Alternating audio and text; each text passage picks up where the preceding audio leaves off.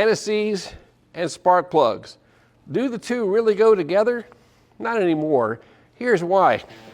The older spark plugs use a solid core electrode and a different coating on the threads.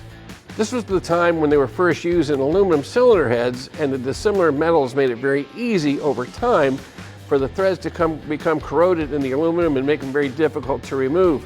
So techs back then would use just a small dab of anti-seize on the threads to make it easier for them to be removed the next time around.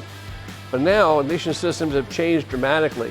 We're talking about much higher voltage outputs, 60, even 70,000 volts on some vehicles. Today's spark plugs use precious metal electrodes and a different coating on the thread boss, making the use of anti-seize not necessary. In fact, it's not a good idea for a couple of reasons.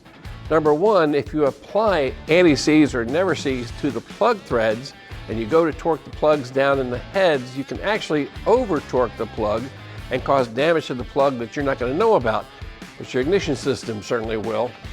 Oh, you don't use a torque wrench to tighten down your spark plugs? Well, that's also a mistake, because you want to make sure the torque is correct, primarily to make sure that the heat transfer from that plug to the cylinder head is the way it's supposed to be.